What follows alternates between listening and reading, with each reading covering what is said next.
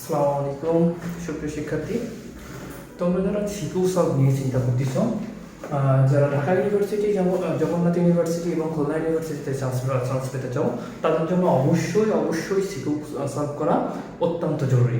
তো আমরা চলো কীভাবে সিকিউ সলভ করব এবং কোন কোন বিষয়গুলো সলভ করব এর ভিতরে আমরা আলোচনা করব, এবং সাথে সাথে আমরা কয়েকটা সিকিউ নিয়ে এসেছি সরলরেখার উপরে, সেগুলো দেখব। তো চলো আমরা শুরু করি দেরি না করে। তো দেখো প্রথমে কি দেওয়া আছে, সরলরেখা প্রথম সিকিউটা দেওয়া আছে -1,2 বিন্দু দিয়ে যাই এবং 3x - y + 7 = 0 রেখার সাথে 45 ডিগ্রি কোণ উৎপন্ন করে এরূপ সরলরেখার সমীকরণ নির্ণয় করো।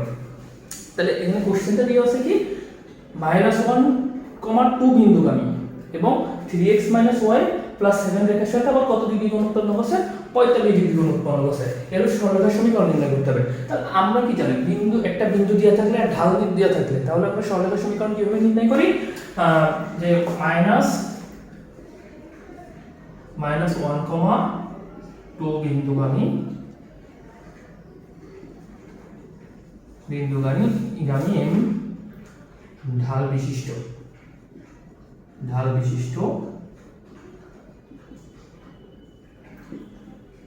সরলরেখা সমীকরণ। তাহলে -1,2 বিন্দুগামী m ঢাল বিশিষ্ট সরলরেখা সমীকরণ নির্ণয়ের সিস্টেম কি, y - y1 = m × x - x1। তো এখানে কি আমরা -1,2 বিন্দু ইনপুট করতে পারি, অতি সহজেই করতে পারি। তাহলে আমাদের y1 কত, y1 হচ্ছে 2 আর x1 হচ্ছে -1। তাহলে আমরা ইনপুট করি মান, তাহলে y - y1 2 = m আমাদের কনস্ট্যান্ট, কারণ আমরা m এখনো বের করিনি, আমাদের দুইটা m বের করার সিস্টেম দেওয়া রয়েছে, এখান থেকে আমাদের নির্ণয় করতে হবে। আমরা আগে এই সিস্টেমটা পড়ে নিই, সমীকরণটা তৈরি করে নিই। তাহলে আছে x - x1, তাহলে মাইনাস মানে প্লাস। তো এটা আমরা একটা সমীকরণ দিয়ে দিই। তো এরপরে আমরা কি করতে পারি, দেখো বলতেছে কি 3x - y + 7 রেখার সাথে কত ডিগ্রি কোণ উৎপন্ন হয়, 45 ডিগ্রি কোণ উৎপন্ন করে। তাহলে একটা রেখা আর একটা কোণ দেওয়া আছে 45 ডিগ্রি, সেটা অর্থাৎ তাহলে এখান থেকে আমরা একটা ঢাল পাবো না, দেখি সেটা কি পাই, 3x - y + 7 = 0। তাহলে আমরা কি লিখতে পারি, অতএব y = কি 3x + 7, এটাকে আমরা তুলনা করতে পারি y = mx + c এর সাথে। তো যদি আমরা এটা y = mx + c এর সাথে তুলনা করি তাহলে কি আমরা একটা ঢাল পাবো না, অর্থাৎ x এর সহগটা কি নির্দেশ করে, ঢাল নির্দেশ করে। তাহলে এখানে ঢালটা কত হবে, অতএব m1 = 3, আমরা এটাকে m1 বললাম। আর উৎপন্ন কোণ আছে কত, 45 ডিগ্রি। তো আমাদের হচ্ছে যে ঢালের সাথে একটা সম্পর্ক আছে, সূত্র tan θ = কি প্লাস মাইনাস। তো এটা আমি একটু মুছে দিলাম। আমরা এখান থেকে কি নির্ণয় করতে পারি, tan θ = plus minus m1 - m2 by 1 plus m1 m2। তো এখানে এই আমাদের ঢালের সাথে একটা থিটার সম্পর্ক আছে, সেখান থেকে আমরা m1 এর মান আমাদের আছে, এই m2 এর মান আমরা নির্ণয় করব। তাহলে দেখি 45 ডিগ্রি যদি আমরা এখানে ইনপুট করি, বা tan 45 = প্লাস মাইনাস 1, অবশ্যই tan 45 ডিগ্রির মান কত কমেন্টে জানাবা। তো m1 - m2, m1 কত 3 বিয়োগ m2 বাই 1 প্লাস 3 m2। তো এখানে আমাদের tan 45 এর মান কত, অবশ্যই 1 = প্লাস মাইনাস 3 বিয়োগ m2 বাই 1 প্লাস 3 m2। তাহলে আমরা এখন কি করতে পারি, সলভ করতে পারি। আমাদের যেহেতু প্লাস মাইনাস আছে, একবার কি করতে হবে, প্লাস নিয়ে সলভ করতে হবে, আরেকবার কি করতে হবে, মাইনাস নিয়ে সলভ করতে হবে। তো আমরা যদি প্লাস নিয়ে সলভ করি তো কি আসে, সেটা দেখি 1 প্লাস 3m2 = 3 বিয়োগ m2। তাহলে আমরা কি করতে পারি, প্লাস b। তো এটা শুনে চলে আসি, তাহলে কি হয় 4m2 আর এটা হয় 2, অতএব m2 = 1/2। আমরা m2 এর মান একটা পালাম কত 1/2 প্লাস নিয়ে যেটা আর মাইনাস নিয়ে আমরা এবার একটু দেখি। তো এই সাইডটা একটু মুছে দিলাম, আমরা এই সাইডটা একটু মাইনাস নিয়ে করে দেখি মাইনাস নিয়ে আমাদের কত আসে m2 এর মান। তাহলে 1 equals to minus 3 minus m2 by 1 plus 3 m2, এখানে আমরা দেবো মাইনাস v নিয়ে। তো এখানে কত আসে 1 plus 3m2 minus 3 মাইনাসটা গুণ করে দিলাম প্লাস m2। তো কত আসছে দেখি, এই পাশে আমরা নিয়ে আসি, তাহলে আমাদের হয় আসছে যে 3m2, এই পাশে নিয়ে আসলে হয় 2 m2 বাদ যায়, তাহলে 2m2 তাহলে মাইনাস 3 এই পাশে নিয়ে চলে গেলে -1, তাহলে কত হয় -4। অর্থাৎ m2 কত হয় -4/2, অর্থাৎ m2 ইকুয়ালস টু কত -2। তাহলে আমরা এখন দেখো কয়টা পেলাম m2 এর মান, m2 এর মান পেলাম দুইটা পেলাম, একটা হচ্ছে m2 ½ আর একটা হচ্ছে m2 = -2।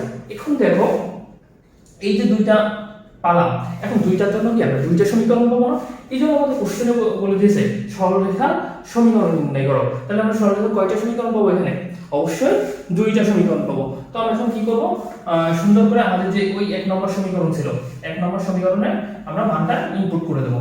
তো আমাদের m1 m2 2 আর একটা আছে m2 আছে হাফ। তাহলে আমরা প্রথমত দেখি যে m2 = -1/2 এর জন্য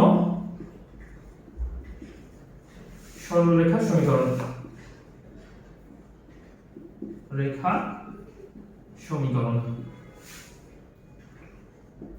তো m2 = -1/2 এর জন্য সরলরেখার সমীকরণটা কি আসতে পারে আমরা দেখি, বা y - 2 = ½ * x + 1, বা y আমরা একবারে আরম্ভ করে দিই। তো এটা কি হয় 2y - 4 = x + 1। তাহলে আমরা এক সাইড যেকোনো এক সাইড করে দিই, সরলরেখার সিস্টেম আছে কি সবগুলো এক সাইডে নিয়ে = 0 বানিয়ে দেওয়া। তাহলে কি করতে হবে আমার x - 2y + 5 = 0, এই একটা সমীকরণ গেল। এটা কত m -2 এর জন্য -½ এর জন্য, আর m -2 এর জন্য কি আসে দেখি যাক। তো m2 = -2 এর জন্য সরলরেখা সমীকরণ,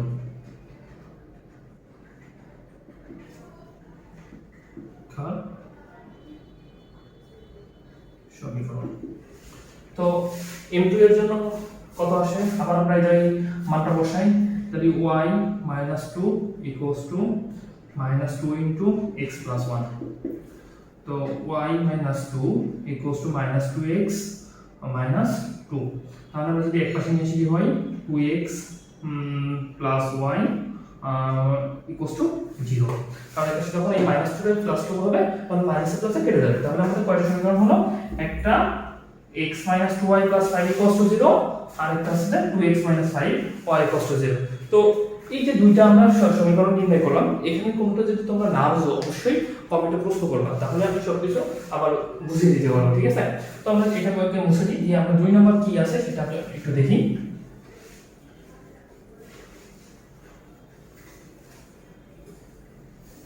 তোমরা আসো 2 নম্বর কোশ্চেনটা সলভ করি। তো 2 নম্বর কোশ্চেনে কি বলা আছে, x = 2, x = 4 এবং y = 4 এবং y = 6 রেখা দ্বারা গঠিত বর্গক্ষেত্রের কর্ণদ্বয়ের সমীকরণ। তাহলে একটা বর্গক্ষেত্রে কি দুইটা কর্ণ হয়? তো আমরা আগে দেখি যে এই একটা বাহু দ্বারা কিভাবে বর্গক্ষেত্র গঠন হয়। তো আমরা কি এটা জানি যে x = সামথিং মানে ওটা কি y অক্ষের সমান্তরাল, এবং y = সামথিং কি সেটা x অক্ষের সমান্তরাল। তো সেটা কিভাবে হয় দেখি একটু। তো আমরা যখন অ্যাক্সিস ড্র করি, এটা কি x অ্যাক্সিস, এটা কি y অ্যাক্সিস।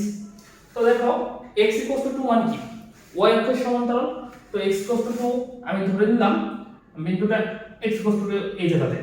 তো এটা কি y অক্ষের সমান্তরাল, আমরা এইভাবে রেখাটা টানলাম। তাহলে এটা কি ছিল x = 2, আর এটা কি আছে x = 4। তো ধরে নাও আমি x = 4 এই জায়গাতে। 4টা এই জায়গাতে আছে আমি ধরে নিলাম। তো x অক্ষের উপর অবস্থিত, তো আমাদের এটা কি y অক্ষের সমান্তরাল রেখা, তো টেনে দিলাম কত x 4। আরটা কি আছে কি y 4, y 4 মানে কি অবশ্যই x অক্ষের সমান্তরাল।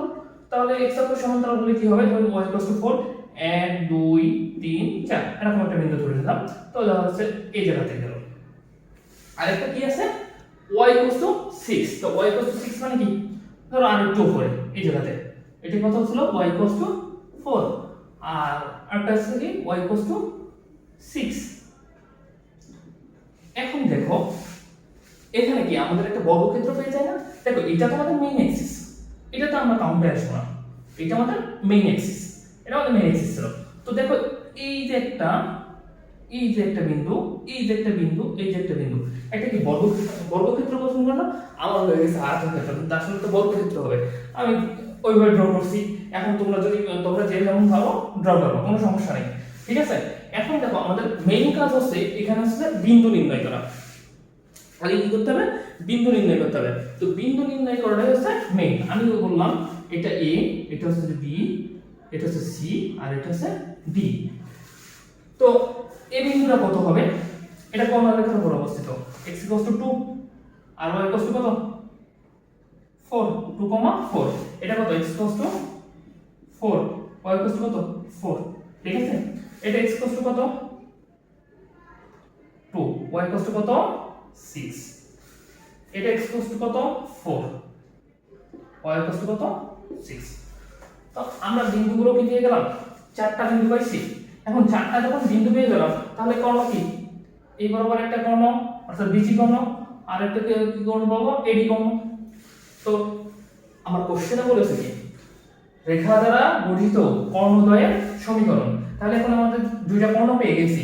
এখন সরল রেখায় দুইটা বিন্দু দেওয়া থাকলে মধ্যবর্তী সরলরেখার সমীকরণ কিভাবে আমরা নির্ণয় করি, সূত্র তোমরা একটু কমেন্ট করবা, আমি করাচ্ছি। দেখো y y1 by x x1 by x1 x2 equals to কি y y1 by y1 y2, একটা সাধারণ সূত্র। তো আমি ধরে নিলাম এখন আমরা এডি কোণের সমীকরণ নির্ণয় করব। এডি কোণের সমীকরণ, তো এই সূত্রটা আমরা কখন ইউজ করতে পারবো, যখন আমাদের দুইটা বিন্দু দেওয়া থাকবে। যখন দুইটা বিন্দু দেওয়া থাকবে তখন আমরা এই সূত্রটা ইউজ করতে পারবো। তো দেখো আমরা যদি এডি কোণ করছি, তাহলে x x1, x কোণ আমাদের কনস্ট্যান্ট থেকে গেল, x1 কত 2, x1 x2 2 4 equals to y y1, y এখানে কত, y তো আমাদের কনস্ট্যান্ট, y1 কত 4, y1 y2 4 6। তো চলো আমরা ক্যালকুলেট করে ফেলি, ক্যালকুলেট করে যেটা পাবো সেটা আমাদের সেই পরীক্ষিত সমীকরণ। তাহলে x 2 by -2 equals to y 4 by -2, ঠিক আছে? তো আমরা উভয় পক্ষ থেকে কি মাইনাস উঠাই দিতে পারি, 2 তো উঠাই দিতে পারি উভয় পক্ষ থেকে। তো আমরা এটাকে উঠাই দিলাম, ঠিক আছে, ভাগ করে উঠাই দিলাম। তো আমাদের থাকলো কি x 2 অভিশনি চলে আসি -y + 4 ইকুয়ালস টু 0। অতএব x y + 2 ইকুয়ালস টু 0। আমাদের কি একটা কোণের সমীকরণ পেয়ে গেলাম না, সেটা কি ছিল এডি কোণের সমীকরণ। এডি কোণের সমীকরণ কত, x y + 2 ইকুয়ালস টু 0। আর একটা হচ্ছে দেখি বিসি কোণের সমীকরণ। তো বিসি কোণের সমীকরণটা আমরা এটা একটু দেখে ফেলি। বিসি কোণের সমীকরণ, তো বিসি কোণের সমীকরণটা কি হয় দেখি, আমাদের সেম সূত্র x x1 by x1 x2 equals to কি y y1 by y1 y2।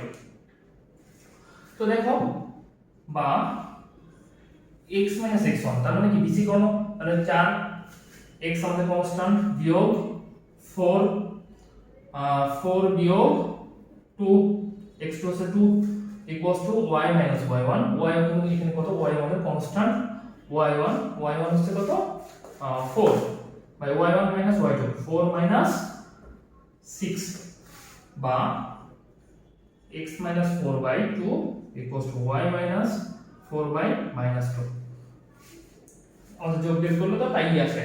তো আমরা এখন ক্যালকুলেট করে ফেলি, আমরা আর্গুন করে ফেলি প্রথমে।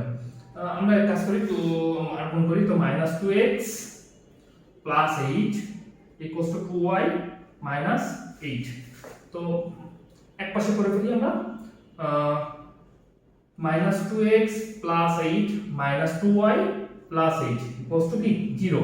তাহলে আমাদের কি থাকে, -2x minus 2y plus 16 equals to 0। আমরা 2 কমন নিতে পারি, -2 কমন নিতে পারি একবারে। তাহলে -2 যদি এখানে কমন নিই, আমরা থাকে কি x plus y plus 8 equals to 0। অর্থাৎ কি আমাদের সমীকরণটা দাঁড়ায় কি, বলো, x plus y plus 8 equals to 0। তাহলে এটা আমাদের কি ছিল, বিসিকরণের সমীকরণ। তাহলে আমাদের কি দুইটা সমীকরণ হয়েছিল বর্গক্ষেত্রে, একটা হচ্ছে যে এডিকরণের আর একটা বিসিকরণের। তো আমাদের বিসিকরণের সমীকরণ এটা, আর এডিকরণের সমীকরণ এটা। 3 নম্বর চেকটা কি আছে, যে -3,6 বিন্দু হতে 2x y -8 equals to 0 সরলরেখার উপর অঙ্কিত লম্বের পাদবিন্দু। তাহলে ওই সরলরেখার উপর অঙ্কিত লম্বের পাদবিন্দু কোন রেখাগামী, ওই কোন বিন্দুগামী, -3,6 বিন্দুগামী।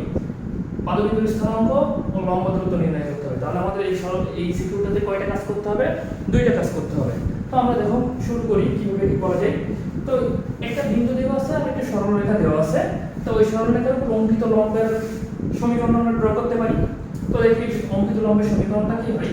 তো দেখি -3,6 বিন্দুগামী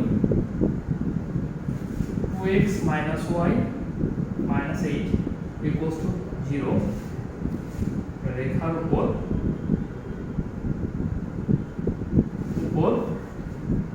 লম্বের সমীকরণ।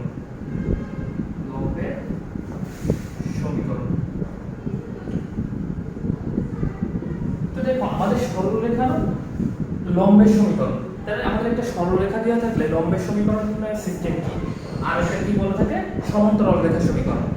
দুইটা সিস্টেম বলা থাকে, একটা লম্বের সমীকরণ, একটা সমান্তরাল রেখার সমীকরণ। তো লম্বের সমীকরণটা আমরা মনে রাখি, লম্বের সমীকরণটা কি করব, x এর সহগ y তে যাবে, y এর সহগ x এ আসবে, মাঝখানে চিহ্ন পরিবর্তন হবে। তাহলে কি বললাম, x এর সহগ y তে যাবে, y এর সহগ x এ আসবে। তাহলে x এর সহগ কত আছে 2, y এর সহগ কত আছে 1।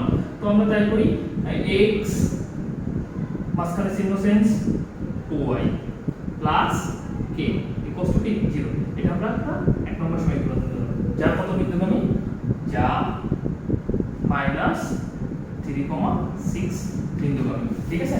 তো এইটা আমি যদি এখন ইনপুট করি, তাহলে আমরা কি পাবো, লম্ব রেখার সমীকরণ পাবো।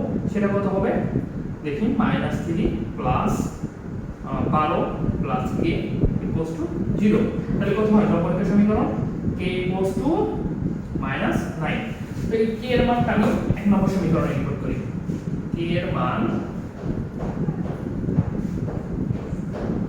এক নম্বর সমীকরণে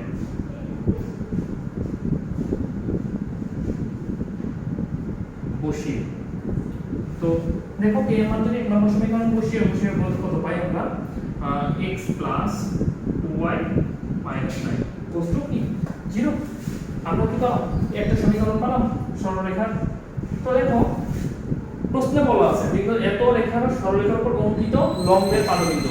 তাহলে কি এই সরলরেখার উপরে এটা কি সেই লম্ব না, যদি এটার সাথে সেই সরলরেখা হয় 2x minus y minus 8 equals to 0, এটা যদি সেই সরলরেখা হয়, এটা কি এই সরলরেখার সেই লম্ব, এই লম্ব না, সেটা কি x plus 2y minus 9 equals to 0। তাহলে এটা সেই সরলরেখা, সরলরেখার উপর লম্বের সমীকরণ কত, এটা। এখন আমাদের নির্ণয় করতে বলেছি এই যে পাদবিন্দুটা, এই পাদবিন্দুটা আমরা কি x দ্বারা প্রকাশ করলাম, যা x1, y1 বললাম আমি। এই পাদবিন্দুর স্থানাঙ্ক নির্ণয় করতে হবে। তাহলে এই পাদবিন্দুর স্থানাঙ্ক আমরা কিভাবে নির্ণয় করতে পারি, এই দুটো সমানরেখা যদি আমরা সমাধান করি, অর্থাৎ যদি ছেদবিন্দুটা নির্ণয় করতে পারি, তাহলে ছেদবিন্দু এটা কি পাদবিন্দু, পাদবিন্দু কি ছেদবিন্দু। তাহলে আমরা এই সমীকরণটা সমাধান করি। তাহলে আমরা এই সমীকরণটা যদি সমাধান করি, তাহলে দেখি আমরা একটা সমীকরণটা সহজে সমাধান করে পারি। আমাদের সমীকরণ প্রথম এক নম্বর সমীকরণ আছে 2x minus y equals to 8, আর দুই নম্বর সমীকরণ আছে কি x plus y minus 9। আমরা যোগ বিয়োগ করব, তাহলে আমরা এখানে 2 গুণ করে দিই। তাহলে কি কি হয় 2x প্লাস 4y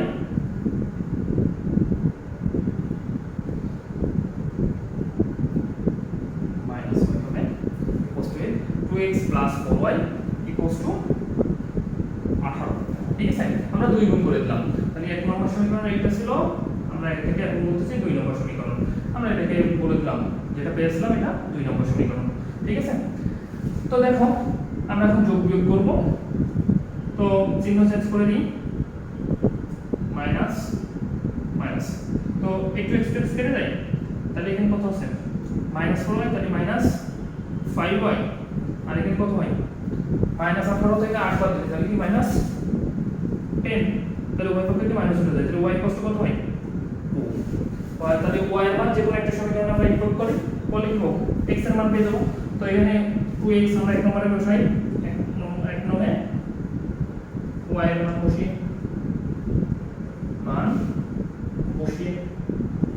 তো দেখো এক নম্বরে যখন আমরা y এর মান বসাবো, তো y এর মানটা আমরা কত পাবো, x এর মানটা কত পাবো 2x minus y equals to কি 8, বা 2x মাইনাস 2 ইকুয়ালস টু কি 8, বা 2x ইকুয়ালস টু কি 10, অর্থাৎ কি x ইকুয়ালস টু 5।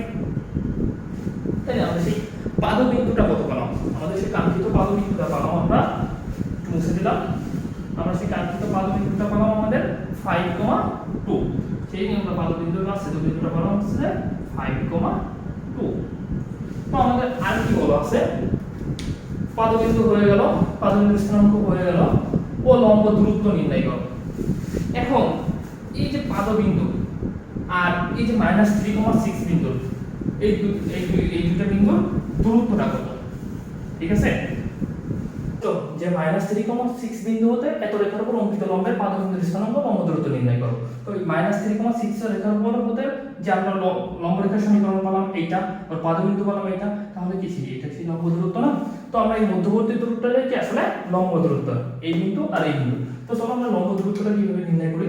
তো দেখি -3,6 এবং 5,2 বিন্দুর মধ্যবর্তী দূরত্ব,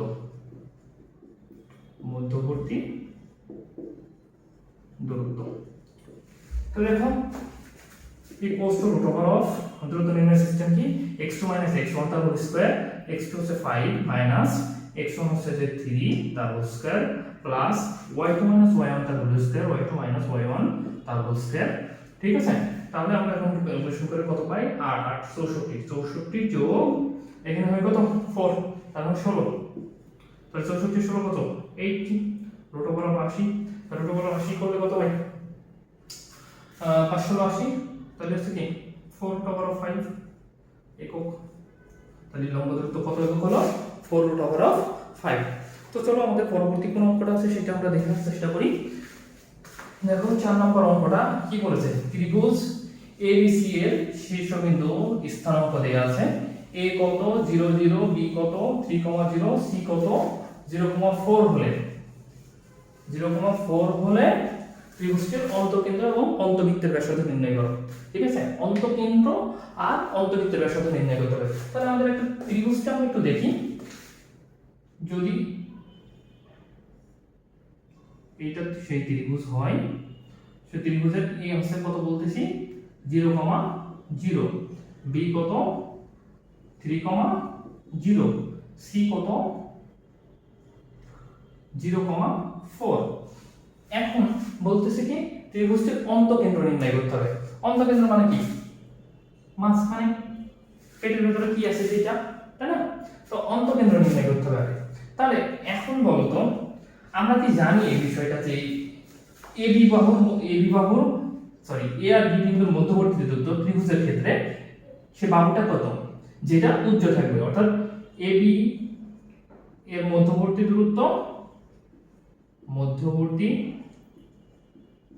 দূরত্বটা কি, দূরত্ব C বাহুর দৈর্ঘ্য, C বাহুর দূরত্ব ইকুয়ালস টু C বাহুর দৈর্ঘ্য।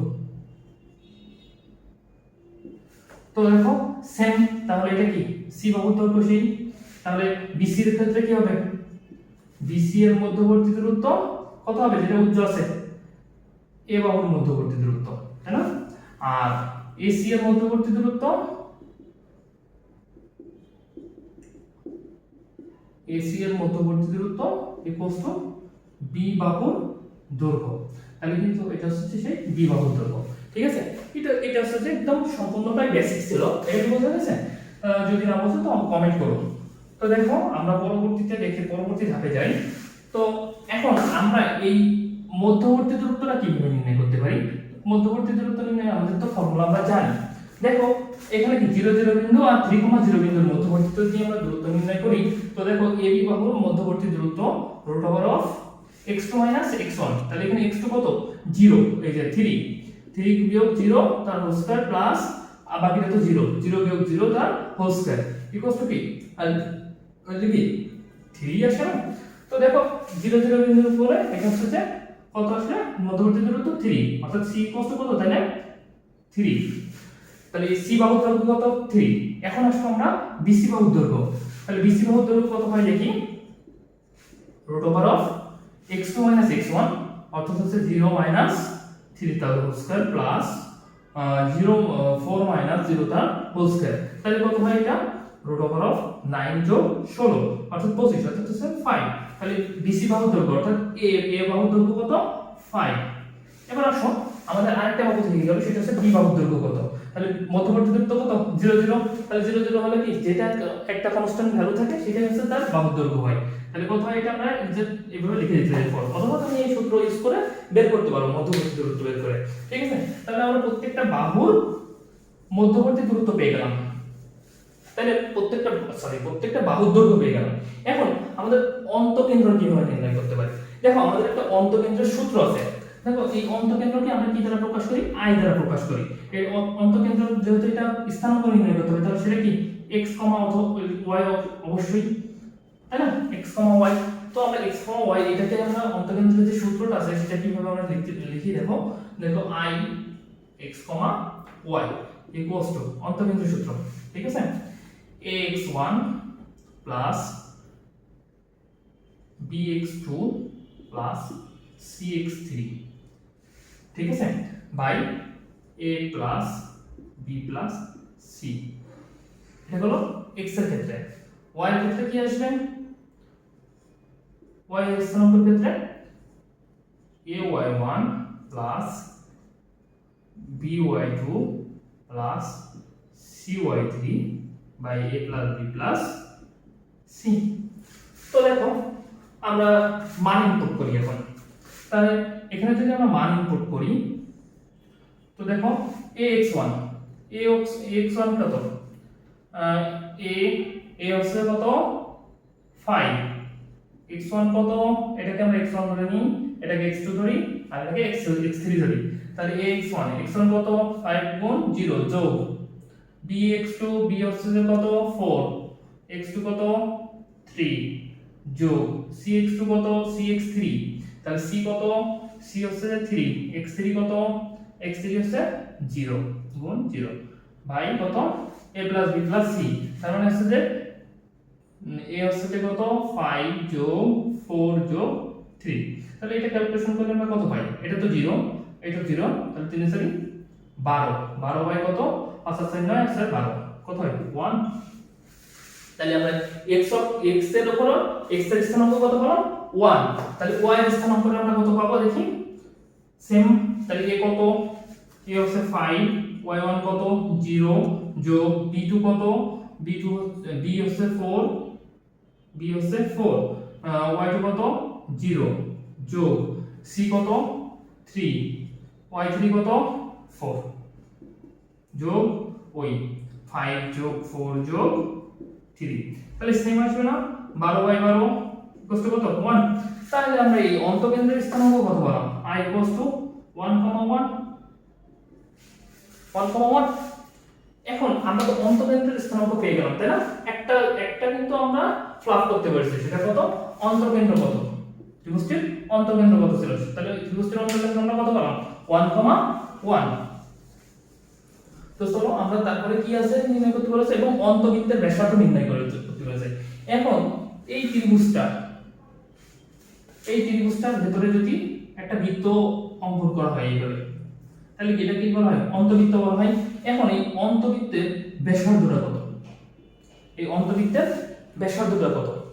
এখন দেখো এই অন্তবৃত্তের ব্যাসার্ধ কত, তাহলে অন্তবৃত্তের কেন্দ্র কি আমরা জানি 1,1, তাহলে কেন্দ্র জানা আছে আমার।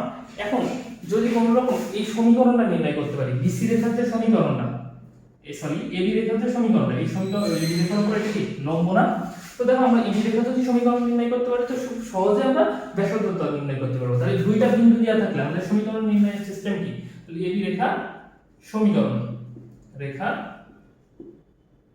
সমীকরণ, তাহলে আমাদের সমীকরণ নির্ণয়ের সিস্টেম কি? x minus x1 by x2 minus x1 equals to y minus y1 by y2 minus y1। তো দেখো আমরা কি করতে পারি, আমরা মান ইনপুট করি x minus x1, তাহলে x হচ্ছে যে কত কনস্ট্যান্ট, x1 কত 0 by x2 minus x1, তাহলে x2 কত, x2 হচ্ছে 0, x2 minus 0, তাহলে y minus y1, y কত y minus y1, y1 হচ্ছে যে 0, তাহলে y2 minus কত, এখানে ভুল লিখছি মনে হয়, x2 কত 3, y minus y1, y2 minus y1, y2 কত 0, y2 minus y1 0। তাহলে আলটিমেটলি কি থাকে দেখো আমাদের x by 3 equals to কি y by 0 না, তার মানে কি x equals to কি থাকে 0 থাকে না, সমীকরণটা কত হয় x equals to 0। তাহলে এই যে বিসি এবি রেখার সমীকরণটা কি কত হলো x equals to 0। এখন এই রেখার উপরে এটা কি লম্ব না? তো দেখো এই রেখা থেকে আমাদের লম্ব দূরত্বের সমীকরণ, লম্ব দূরত্ব নির্ণয়ের সিস্টেম কি? লম্ব দূরত্ব নির্ণয়ের সিস্টেম কি? লম্ব দূরত্ব নির্ণয় করতে কি সূত্র কি আছে আমাদের জানা, d equals to, অর্থাৎ আমাদের একটা বিন্দু আর একটা সমীকরণ দেয়া থাকে আমরা দূরত্ব নির্ণয় করতে পারি না, সেই সূত্রই আমরা ইউজ করব। d equals to সূত্র আমাদের ax1 plus bx2 plus c by root over of a square plus b square, আমাদের সেই সূত্র। একটা সরলরেখা আর একটা বিন্দু দেয়া থাকলে, তো আমাদের একটা সরলরেখা রয়েছে একটা বিন্দু রয়েছে 1,1, আমি এর ভিতরে আমরা দূরত্ব নির্ণয় করব। তো সহজেই এই সূত্র বসাই করতে পারবো না? দেখো এই কোর্স তো তাহলে মডুলাস অফ ax1, তাহলে আমাদের হচ্ছে ax1, x কত xc, তাহলে a কত 1, তাহলে হচ্ছে যে 1, আর কোন কিছু আছে তাহলে বাকিগুলো তো সব 0, তাই না? নিশ্চয়ই ঠিক আছে। সেম ভাবে তাহলে a স্কয়ার x এর সহগ কত 1, তাহলে 1 টা স্কয়ার প্লাস বাকি তো 0, তাই না? তো দেখো মডুলাস ক্লোজ করলাম, তো কত থাকে 1 বাই আলটিমেটলি 1 না, তাহলে ইকুয়াল টু কত 1, তাহলে অন্তর্নিহিতের ব্যাসার্ধটা কত হয়ে গেল 1। ঠিক আছে। তো দেখো আমরা সরলরেখার অলরেডি চারটা সিকিউ সলভ করে ফেলেছি, এগুলো বিভিন্ন সময় বিভিন্ন বিশ্ববিদ্যালয়ে এসেছে। তো দেখো আমাদের ঢাকা ইউনিভার্সিটি এবং জগন্নাথ ইউনিভার্সিটি এবং খুলনা ইউনিভার্সিটি এইসব জায়গাগুলো থেকে কোশ্চেন করে থাকে, বিশেষ করে সরলরেখায় সবাই এইসব সরলরেখা থেকে সবাই কোশ্চেন করে। তো আমরা এই যে 5 নম্বর ম্যাথটা সলভ করি, দেখি 5 নম্বর ম্যাথটা কি আছে। 3x plus root 3y plus 2 equals to 0 এবং x cos alpha plus y sin alpha equals to p রেখা দুটি একই রেখার সমীকরণ হলে, দুইটা সরলরেখা আছে, এটা একটা সরলরেখা, এটা একটা সরলরেখা। এখন রেখা দুইটি কি একটা শর্ত দিয়ে আছে, সেটা কি একই সরলরেখার সমীকরণ হলে আলফা এবং p এর মান নির্ণয় করো। এটা গত বছর খুলনা ইউনিভার্সিটিতে এসেছে। তো আমরা দেখি এটা কিভাবে কি করা যায়। আমরা কি এই একই রেখার শর্তের একটা সূত্র আছে, এটা কি আমরা জানি যে a1 by a2 equals to b1 by b2 equals to c1 by c2। এখন বলতে পারো যে a1 by a2 b1 by b2 c1 by c2 এটা কোথা থেকে পাবো বা কিভাবে আসলো। দেখো আমরা কি একটা সরলরেখা কি বলি, x এর সহগকে আমরা a দ্বারা প্রকাশ করি, মানে একটা সরলরেখা কি এমন হইতে পারে না x plus by plus c equals to 0, এটা কি, দ্যাট মিন্স সরলরেখার সমীকরণ না। তো এখান থেকে ওই তুলনা করে x এর সহগকে আমরা a ধরছি, y এর সহগকে আমরা b ধরছি এবং কনস্ট্যান্টকে আমরা c ধরছি, ধরে এইভাবে এটা আমরা প্রকাশ করেছি। তো দেখো একই রেখার শর্ত হচ্ছে যে a1 by a2 equals to b1 by b2 equals to c1 by c2। তাহলে আমরা এখন সেই অনুযায়ী মানগুলো ইনপুট করব। তো a1 কত 3, a2 কত cos alpha, সেম b1 কত √3, b2 কত sin alpha, c1 কত 2, c2 কত, এটা আমাদের এটা শুনে চলে যাবে -3। ঠিক আছে, কারণ সবগুলো আমার একই রকম হতে হবে, এটা ইকুয়ালস টু 2 দিতে হবে আর নাহলে প্লাস 2 এই অবস্থায় রাখতে হবে। তাহলে সেম আমার এটা কি মাইনাস পি হতে হবে। ঠিক আছে, তো আমরা এখন কি করব, আলফা এবং পি এর মান নির্ণয় করব। দেখো এটা একটু অনেকটা সমীকরণ না, আমরা এটা ইকুয়ালস টু এটা লিখতে পারি, এটা ইকুয়ালস টু এটা লিখতে পারি, যে কোনো কিছু করতে পারি, করে আমরা কি আলফা মান নির্ণয় করতে পারি। আলফা মান নির্ণয় করতে পারলে তো আমরা পি এর মান পেয়ে যাবো। তো দেখো আমরা আলফা মানটা কিভাবে নির্ণয় করি, এখান থেকে এই দুইটা নিলাম, যেহেতু আমাদের দুইটা কোণ আছে। তো দেখো 3/cos alpha equals two √3/sin alpha. তাহলে এটাকে আমরা আলফা করে দিতে পারি। তাহলে আলটিমেটলি দাঁড়ায় কি 3sin আলফা √3 cos আলফা। তাহলে হচ্ছে যে cos আলফা এর পাশে চলে আসে, বা sin alpha by cos alpha equals to √3/3। তাহলে এটা আমি মানে কি tan alpha sin by cos মানে tan, তাহলে √3/3 এটাকে আমরা কিভাবে ভাঙাইতে পারি, এভাবে লিখতে পারি কিনা দেখো তো, √3/3 টা আমরা কি এভাবে ভাঙাইতে পারি, √3 গুণ করলে তো 3 হয় তাই না। তো আমরা এটা এইভাবে কেটে দিই, তাহলে কি থাকে এখান থেকে 1/√3। তো tan আলফা √3 1/√3 মান কত কমেন্টে জানাবো তোমরা, অবশ্যই সেটা 3 ডিগ্রি। ঠিক আছে, তো আমরা আলফার মান পেয়ে গেলাম। এখন আলফার মান আমরা এখানে যে কোনো একটাতে বসাই দিলে আমাদের কি হয়ে যাবে না, পি এর মানটা পেয়ে যাবো না। তো দেখো আমরা পি এর মানটা কত পাই, দেখো আমরা আলফার মানটা এখানে ইনপুট করি যে কোনো একটাতে। দেখো আমি sin এ বসাই তাহলে √3 sin আলফা 2/-p, তাহলে √3 sin আলফা কত, sin 3 degree alpha equals to 2/-p। এখন আমরা কি করতে পারি, সেম আলফা করে দিই, তাহলে 2 sin 3 ডিগ্রি ইকুয়ালস টু কি -√3p। তাহলে 2 * 1/2 ইকুয়ালস টু -√3p। অর্থাৎ p ইকুয়ালস আমরা কি লিখতে পারি 1/-1/√3। তাহলে আমরা আলফার মান এবং p এর মান পেয়ে গেলাম। আলফার মান কত পেলাম 3 ডিগ্রি এবং p এর মান কত পেলাম -1/√3। তো দেখো আমরা সরলরেখা রিলেটেড বেশ কয়টা সিকিউ সলভ করেছি, এগুলো হচ্ছে যে বিগত বছরে বিভিন্ন বিশ্ববিদ্যালয়ের পরীক্ষাগুলোতে এসেছে।